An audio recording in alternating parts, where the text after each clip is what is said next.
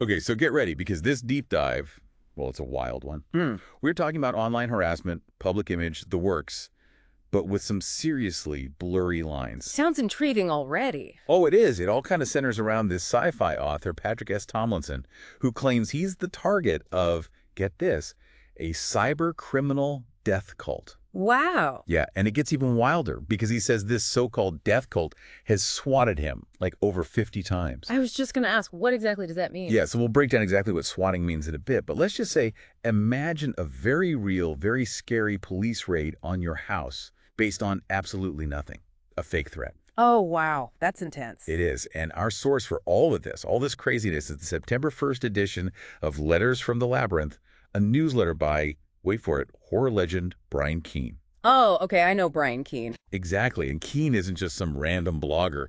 We're talking Bram Stoker Award winner, New York Times bestseller. I mean, the man knows a thing or two about navigating the darker side of, well, everything. Yeah, that's putting it lightly. So I bet you're wondering, why are we diving into this rabbit hole of an author's online drama? I have to admit, I'm a little curious. Well, it goes way beyond one guy's Twitter wars, believe me, because we're Okay. talking about the very real consequences of online harassment. The responsibility, we all have in these online spaces, and how incredibly easy public perception can be, I don't like, manipulated is the right word. Oh, absolutely. It's a story that'll make you think twice about, like, every tweet, every comment, every interaction you have online. For real. And to really grasp how serious this is, what Tomlinson is describing, maybe we should start with that term you brought up, swatting. Right, because it's not some harmless online prank. This is a crime that can have, and has had, deadly consequences. Exactly. Because you have to remember that law enforcement, they respond to these calls with the assumption of a real, immediate threat. Yeah, you're right. And as Keene himself experienced a few years back when he was swatted, things can escalate, incredibly fast. Which Keene talks about in this very newsletter. Yeah. He actually describes his experience. He does, and it really highlights just how dangerous this is. It's terrifying to think about. Oh, absolutely. And, later on we should unpack doxing as well. Oh, right. Good point. Which is another disturbing trend we see online. Publicly revealing someone's private info online, often with malicious intent. It's important to understand what these terms really mean, the very real impact they can have, as we delve further into Tomlinson's story. Yeah, because both of those things, they have very real consequences. Mm. Okay, so we've got a handle on those terms, like what they actually mean, and I think we're ready to dig into Tomlinson's specific claims. Right? Yeah, let's do it. Okay, so Keene does point out that, Tomlinson has faced some, let's say, genuine harassment online. For sure, there's even video evidence of one swatting incident. Okay. And on top of that, Tomlinson has, filed multiple police reports. So this isn't something he's just, making up out of thin air. Exactly. This is not completely fabricated. Right. It's important to acknowledge that he has experienced real harassment. Yeah. Absolutely. Online harassment is, a serious issue, and nobody should have to put up with it. 100%. But, and this is where things get, murky, Keene, being the meticulous guy he is, right? Yeah. He decides to dig a little deeper. Oh, I bet that's interesting. Oh, it is, because he found some, let's just say, glaring inconsistencies in Tomlinson's story. Like what? Well, for starters, there is zero evidence, and I mean zero, to back up Tomlinson's claim of being swatted over 50 times. Really? Not even close. That's a pretty significant difference. It is. And this kind of reminds me of that broader issue that we see with, information manipulation, Oh, yeah. especially online, where it's so easy to just, make stuff up, make these claims without any real evidence to back them up. Oh, totally. And it's not just the number of swatting incidents. That's kind of fishy. Yeah. On one hand, you got Tomlinson claiming he's, living in fear, right? Feeling for his life. But on the other hand, he seems to be, how do I put this, constantly engaging with his trolls. Really? Oh, yeah. Full-on Twitter battles, you know what I mean? I can imagine. He even has this one troll, he calls him Rick, and they go back and forth all the time. It does seem a bit at odds with this whole living in fear narrative he's pushing. Right. It's in the newsletter. Keene even quotes some of these, what do you call them, exchanges, and let's just say Tomlinson does not hold back. It's tough to, I don't know, to reconcile being terrified for your life with actively provoking the people you claim are threatening you. Yeah, I've seen that kind of behavior online before. Yeah. It's more common than you might think, sadly. Yeah, it really is. Because we often see this thing called the online disinhibition effect happening. Okay, break that down for me. What's that all about? So essentially, anonymity of the internet can lower your inhibitions, make you more likely to engage in behaviors, do things that you would never dream of doing offline. Oh, okay. It's a breeding ground for negativity and hostility.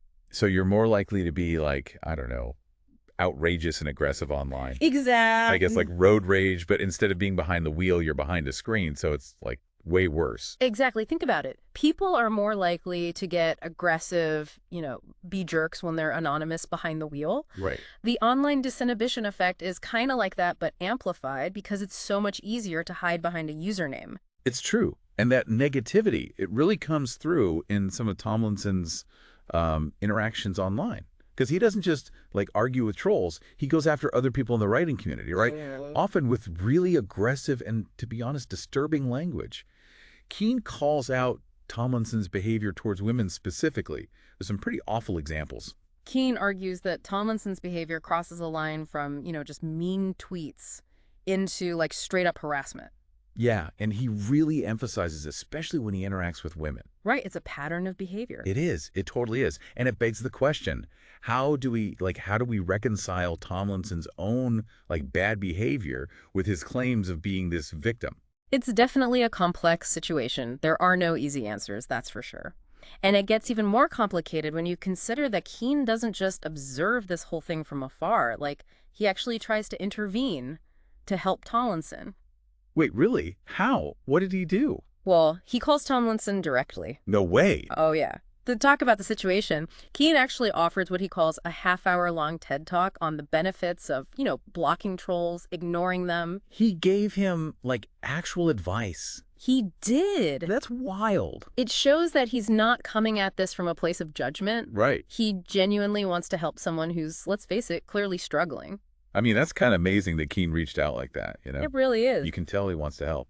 Yeah, and I think the contrast between, their responses to being swatted, it's striking. Because Keene, even though it was, terrifying for him, Oh, I bet. he dealt with it rationally. Right. But Tomlinson, he's, I don't know, using his experience to kind of fuel this narrative that, it doesn't quite line up, Yeah. And on top of all of that, Keene mentions this almost darkly humorous detail. What's that?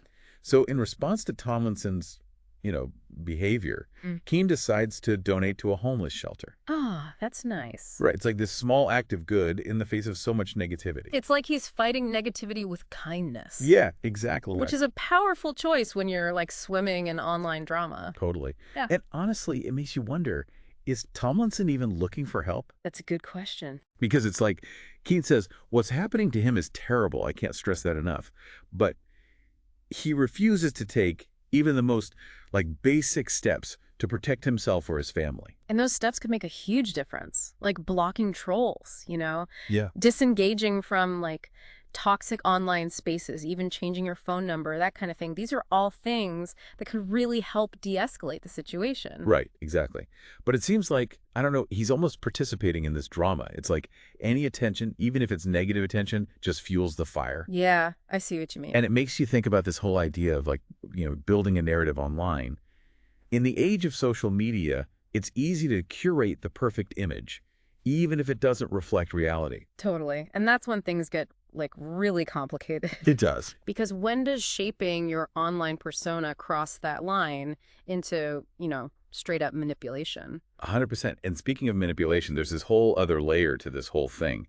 Keene, he uncovers this police report from a while back, and it alleges that Tomlinson once threatened to kill his ex-wife and child.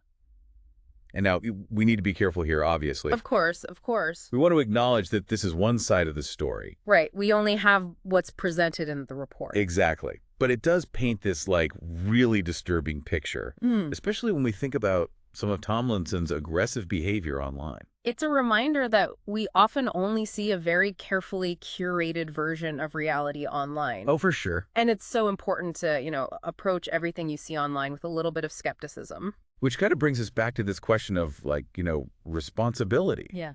Yeah. How much responsibility do we have for curating our own online experiences It's a good question. and like managing our public image.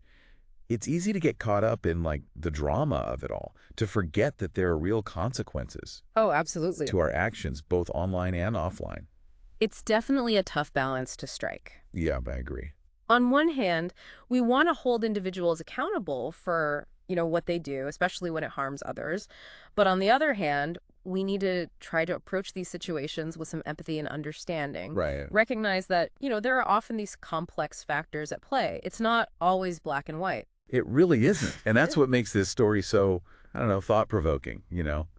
There's no easy answers here. It's messy, it's complicated, and it really does force you to confront some uncomfortable truths about how we behave online, about how public perception works, and yeah, the responsibility we all share in navigating these digital spaces. Because what we see online is not always the full picture. Not even close, right? No, not at all. So next time you're scrolling through those social media feeds, think critically, consider different perspectives, and hey, choose kindness. Because a little bit of empathy, it goes a long way in making the online world a better place for everyone.